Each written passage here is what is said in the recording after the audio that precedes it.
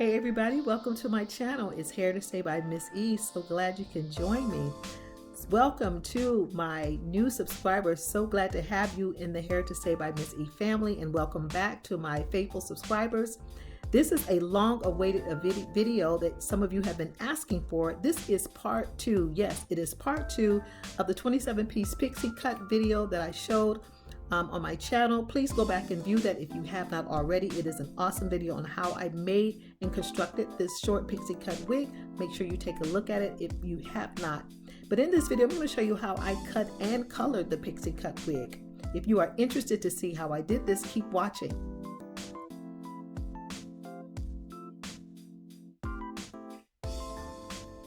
So right here, I am going to show you how I tapered the nape area. I'm going to, I have already parted the hair into 5 sections, 3 in the front. You got your 2 side sections. You have the middle section, and you have the back section.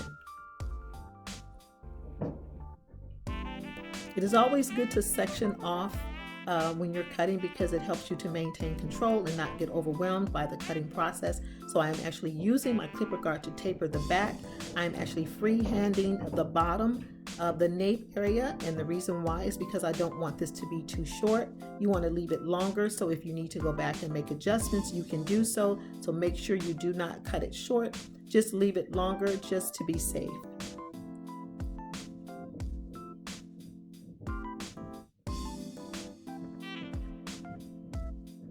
So I'm going to take down another section, and I'm also going to change my guard to a larger guard. So the whole process here was to cut the nape area, the bottom nape area, to about 1 inch, only leaving 1 inch of hair on. And as I gradually move up the back of the head, I'm going to go from 1 inch to 2 inches, and at the very top, I'm going to leave 4 inches on the head for this particular cut.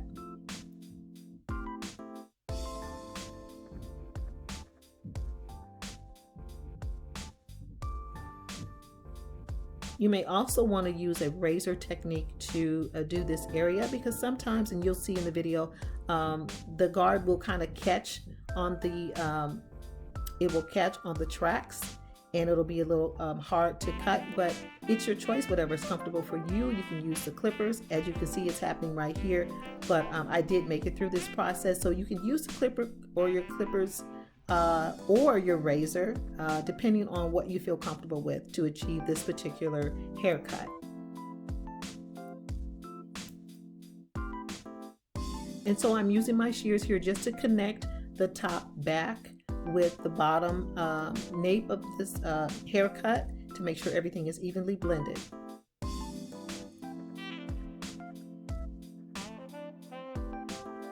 Moving around the head until I complete the whole back section, and then I will move on to the next section.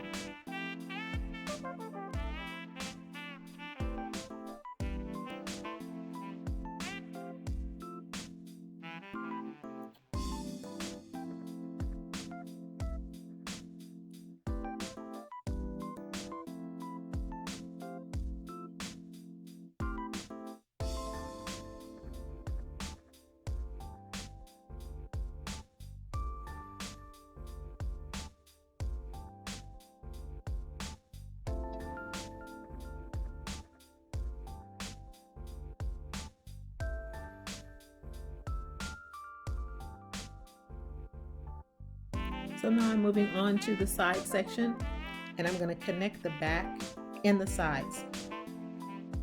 I'm going to be cutting at an angle. I am going to establish an area where my sideburns are going to be.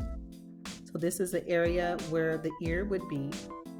If you watch my other videos that are coming up, you will see that I will make actual markings in the shape of the ear, so that you won't have to guess as to where the ear would be. So make sure you look out for those upcoming videos that I have marked off the wig head in order for you to be able to cut around the ear by making markings.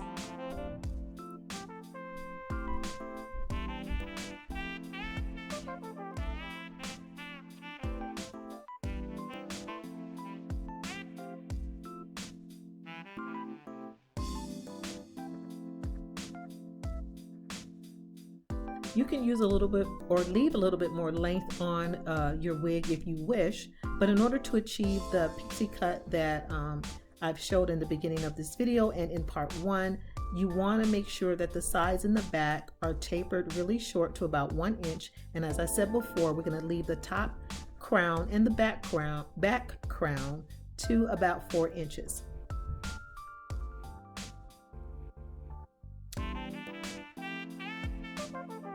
It gives us a lot more versatility in styling. If you leave the hair too long, then you won't be able to do a lot of spiking or curling the hair back. You'll basically be limiting to wear the hair in maybe a couple of styles, but we want that versatility in styling. So we're going to make sure that we leave 4 inches of hair in the top. So as you can see, I took a piece from the back section and I'm going to connect that to the front section. There's the back section, and I'm just connecting it and cutting down the middle of the front until I have completely cut the whole top crown of this head.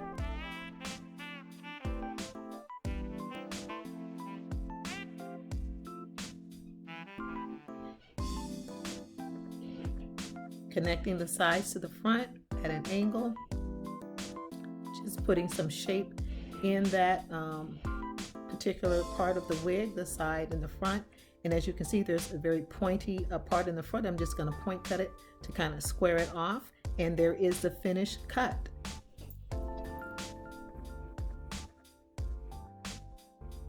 So now I'm going to show you how I colored this wig. I did take the top crown and I bleached it first with the BW2 bleach and 20 volume developer. I applied the developer and the bleach in a mixing bowl, and I applied it to only the top crown of the head. I left it on for about 15 minutes. You want to really watch it and make sure you don't let it get too light. If it's too light, it won't hold the color.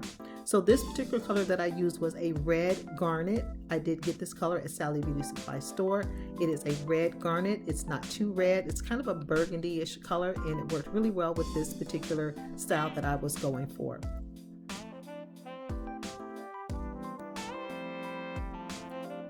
And I also mixed my color with the 20 volume bleach developer, but after I mixed my color with 20 volume developer, not the bleach. You don't want to mix your color with bleach, but you're going to mix your color with the 20 volume developer.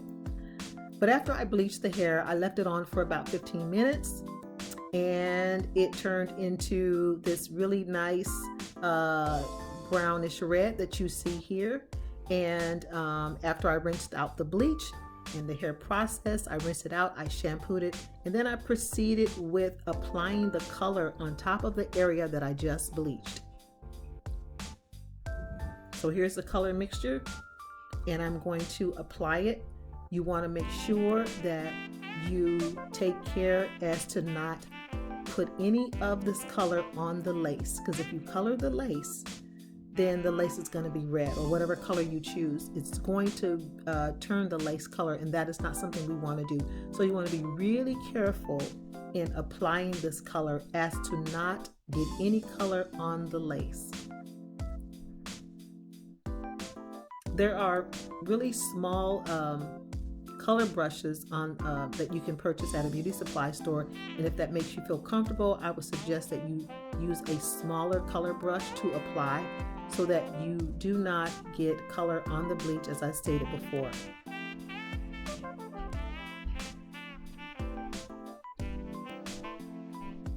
This color processed for about 30 to 45 minutes, and that's how long I allowed the color to sit in order for it to process really well. You can use any color that you want. You can use blue, you can use purple to color this hair. You can color the whole entire wig, but I chose to just color this top piece just to add a little accent of color in the top, and it turned out really well, and I was really happy with the results of this particular color.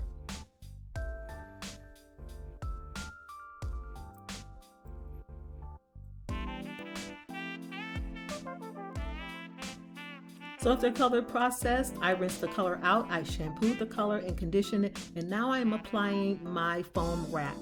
You want to apply the foam wrap in order to mold the hair into the direction that you want it to be styled.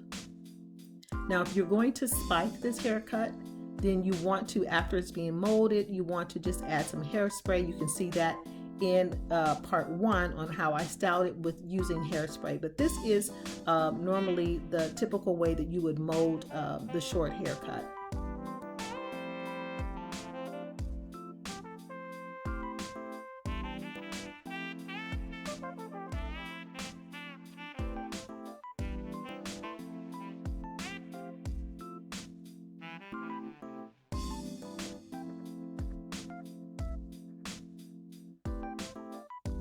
I hope you guys enjoyed this video, part 2. Make sure to watch part 1 if you have not watched it on how I created this wig.